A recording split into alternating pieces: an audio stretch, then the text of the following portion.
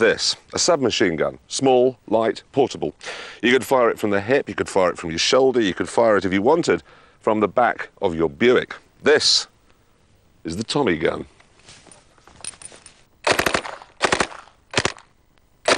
These are mine here. 1, 2, 3, 4, 5. Those are mine, and then this is where the army are going, really. You can see some of the younger recruits up here, and then into my shots. That's good.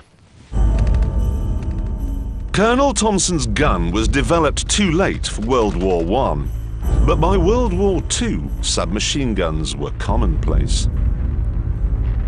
The Tommy gun and all its variants were used to devastating effect in a new kind of warfare, fought not in clearly defined battlegrounds, but in streets and cities. On the Eastern Front, Germans and Russians fought a bitter war of attrition. At Stalingrad, the Germans were losing 800 men for every street they captured. And things are no better today. To take a small village like this, you'd need a brigade, and that's 2,500 men.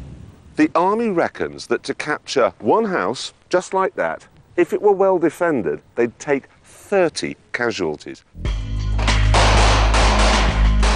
To minimise their losses, the army practice what it calls fish, fighting in someone's house. Of course, just watching isn't good enough. It's been decided that I have to join in. Which means I need a crash course in the Army's Tommy gun for the new millennium. Right, SA-80. It is the right one. And it's Those got are the right rounds bullets in it, and it has got it. Now I whack it in there. Place it into the Place magazine it. housing. Don't whack it. And push up firmly until it clicks.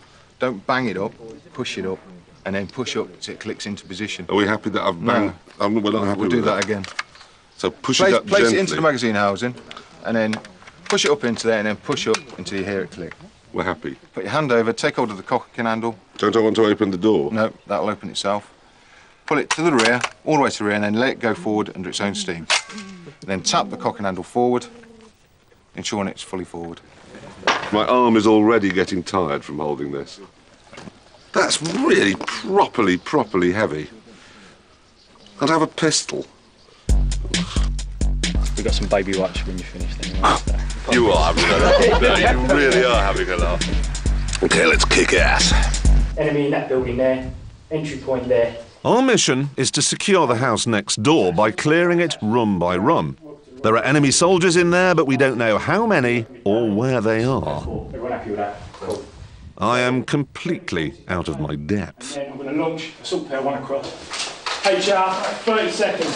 Stand by. HR, You'll 5, back the window first. 4, We'll 3, get that building and put the weapon up at the top. 1, Yeah? go. Okay.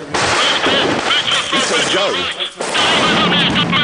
Bloody Dora. Don't let it go. I'm not going to. Window straight in. Okay, go.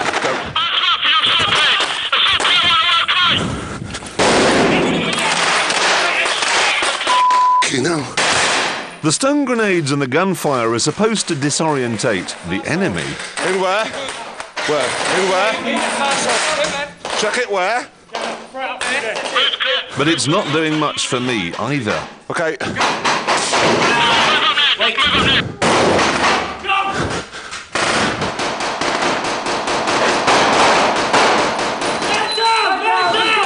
I've been in the house for less than a minute and I've been hit.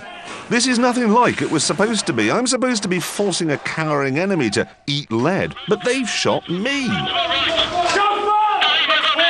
Having your head blown clean off doesn't sound quite as funny as it usually does. In a real situation, I'd be dead. Let's go. You go first. But this isn't a real situation, and I'm allowed to have another go. Okay. Right, hang on. Oh, I'm so fat and old.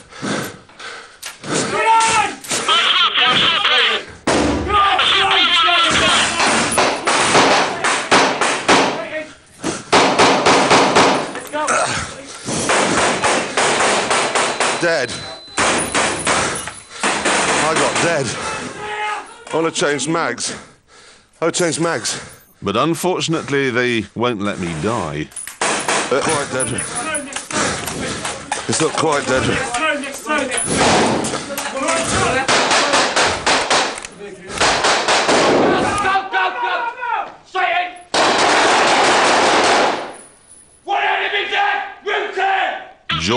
joys, I finally got a kill.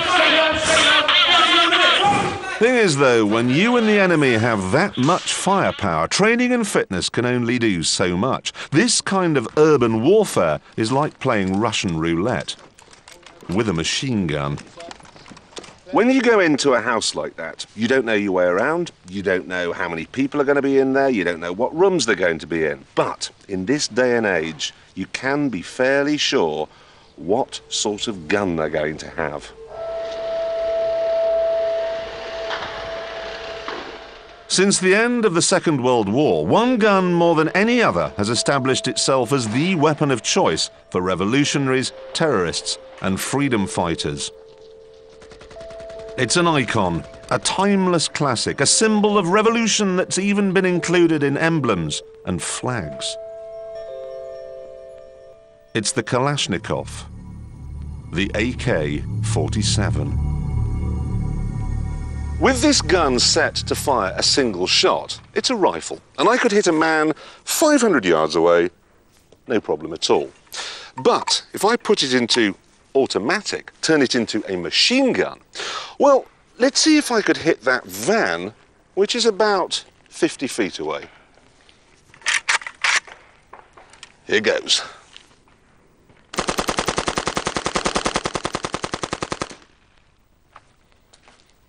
Look at that. Not a single hole. Completely pristine. The bullets went everywhere except where I was aiming. And that's the thing. You see, with a rifle, you can kill one man. But with a machine gun, you can make a whole army keep its head down.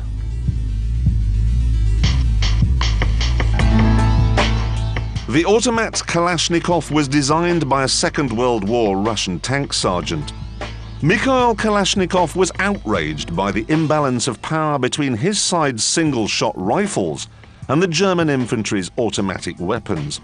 He was determined to provide the Soviet Union with a simple but reliable submachine gun.